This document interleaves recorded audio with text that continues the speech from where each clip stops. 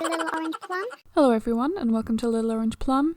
So today we are looking at a little subreddit called r/bad women's anatomy. So first off we got a gem to start off. We have titled "Just found this gem on Twitter. I guess he doesn't know how big babies can be at birth."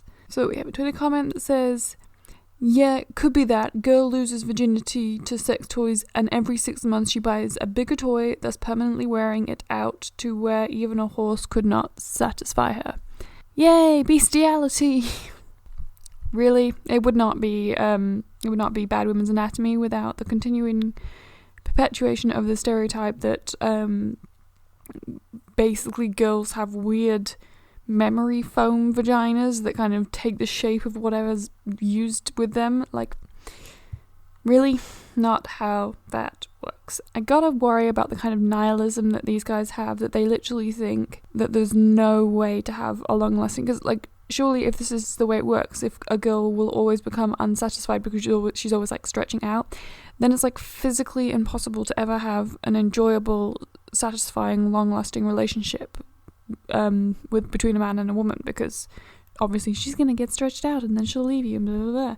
I feel like this must be some kind of projection, you know. It's the guys who are like super superficial and won't date women over the age of 30 and then act like it's the woman's fault that he can't have a long lasting relationship when he's gonna refuse to be a part of this relationship the second she turns 30, you know. It's just that very childlike mentality of wanting people to stay young as though that's physically impossible, and like wanting everything to be just like beautiful and perfect, and it's like that's not real life and that's not real relationships. But okay, yeah, girls be broken by sex toys. Just gotta worry when you're afraid of being upstaged by a pair of AA batteries. Next we have, well, that's one name for it. We have, "How I wish to have sex with your fetus cup. Do you have a wonderful cup?" "My fetus cup, bro. That's by far the worst description of a vagina I have ever heard." Agreed. "Can you handle my very strong penis?" "My fetus cup does not want to." Yeah. Are we sure he's talking about her vagina? Because I was getting a weird, like, I heard fetus cup and assumed he was talking about like one of those diva cup, like moon cup things. Are we sure this guy doesn't have a period fetish? Because I interpreted that sentence differently. Either way, it's not very arousing, dude. Just nope. And continuing along that thought line, we have the next one, which is just simply entitled "No, no, no, no, no." Sounds great. Okay, so we have, "I seriously can't be the only one who thinks vaginas should show mileage." Nope. It's none of your business, dude. Also, interesting little fact, there are a lot of sexually transmitted diseases out there that are less likely to show visible symptoms in men than women, so I feel like it's more your dick that needs a mileometer, just because there's a much higher risk that you have no visible symptoms, you don't even feel any symptoms yourself, but are actually carrying something if you're a dude. You know, not all diseases, there are a couple that do lean the other way, but a lot of them, you guys are asymptomatic, so I feel like you should be the ones with the mileage. But okay, clearly women should be permanently branded so that you don't have to address your own personal insecurities regarding being with women who are more experienced and worldly than you. Okay, next we have DAP. What is DAP? Oh shit. We got that dry ass pussy. We have, "What are spells Harry Potter tries when no one's around?" Sent to Ask Reddit. We have vestibule Gillesio. Oh my god, it's a Harry Potter moment again when we don't know how to pronounce the words. Gillesio was a spell that makes the stairs very slippery. Vestibule is the hole in the vagina where your penis goes, so it makes it wet. Won't that delay her orgasm by a lot? Nope, it will actually help significantly. Yes, the vagina must be dry for her to enjoy herself. Clearly this guy's never learned proper one movement to get that wet ass pussy. Yeah. I'm concerned. Are there actually guys, like, I feel like this must be from TV, because you get like TV shows and pornos where like they kiss for like half a second, and the next thing you know he's like it's either like an actual sex scene in Hollywood where they're like simulating sex, or it's like actual porno where like they're kissing 1 second and the next thing they're having sex, and it's like, there's no way she got wet that fast. Like that looks like it would be painful in real life, and I feel like there's a lot of guys who are then going out and trying to do that in real life, and I feel very sorry for the poor girls who get stuck with these guys who don't seem to think it's necessary for a girl to be in any way aroused or prepared before freaking doing it. Does not sound good, that dry ass pussy. No. Okay, so next we have Ding Dong Lucifer calling. A word of warning, ladies. Girls who masturbate, the clitoris is not meant for self-pleasure. Yes, it is, honey. Yes, it is. It is meant for creating a child. We're gonna get back to that. You morons. Do you know why you feel like garbage after you masturbate? That is not the feeling I experience after masturbating, but okay, you do you, boo-boo. I feel like this is more of a you went to Catholic school thing than a normal reaction to masturbating, but okay. That's because your clitoris is sending bad chemicals to your brain. By touching yourself, you are killing your body. That's the devil's door. This is not the first time I've heard it called that. That's the devil's doorbell, and if you keep pressing it, soon enough he will answer. Yeah. That's not how biology works. This is why we need sex ed in schools. I know the Christians be like, oh my gosh, you're sexualizing children, but you think that the clitoris is used to make a baby.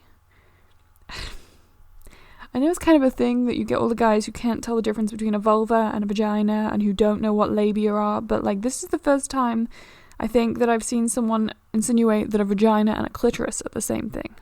They're not, honey. They're severely not. I love how the top comment is just, is the devil in my vagina? Only if you've been a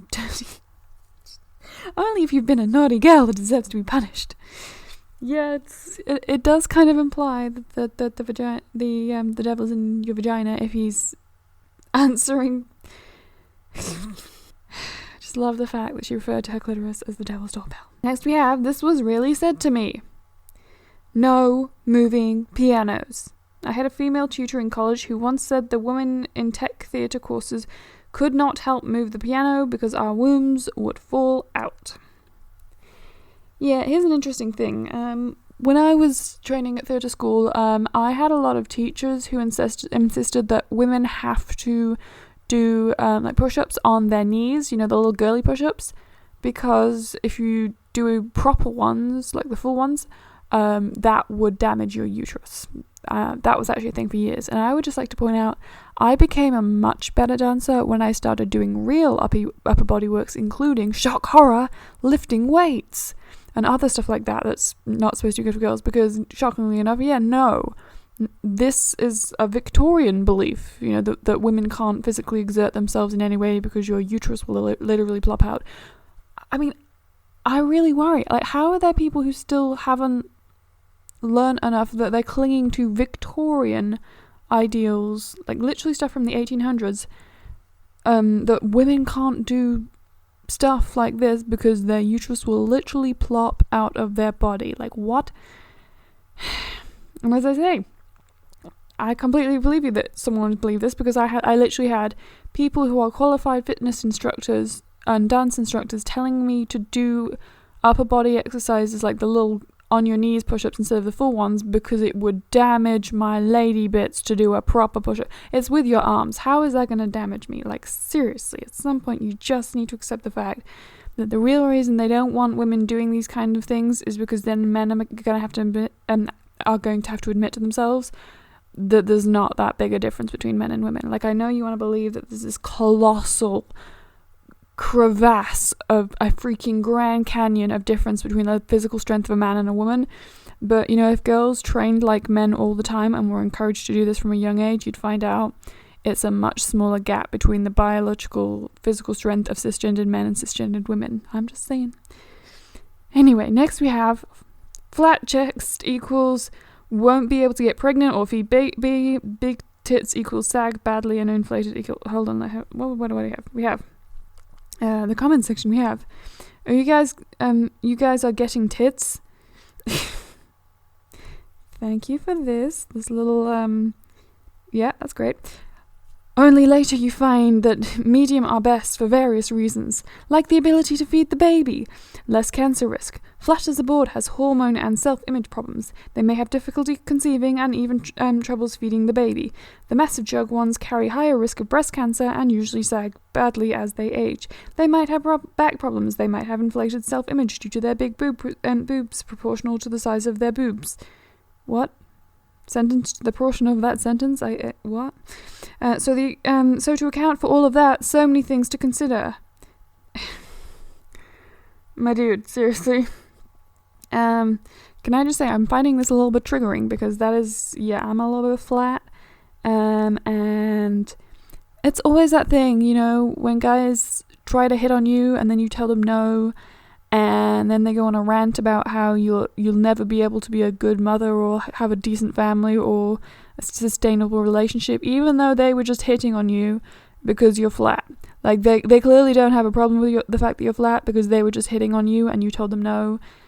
But obviously they gotta attack your womanhood because you said no to them. Yeah, a little bit triggering for me, not gonna lie. Nope. There is no connection whatsoever between difficulty in conceiving and flat chests. I mean, I can understand if you haven't done the research that you might not realize boobies grow when you're pregnant. So it literally doesn't matter how big they are pre-pregnancy.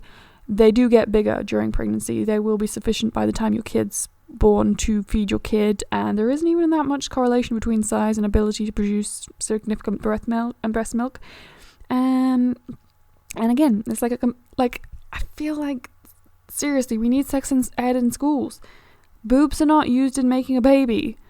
They're fun to use recreationally during sex, but they're not sex organs.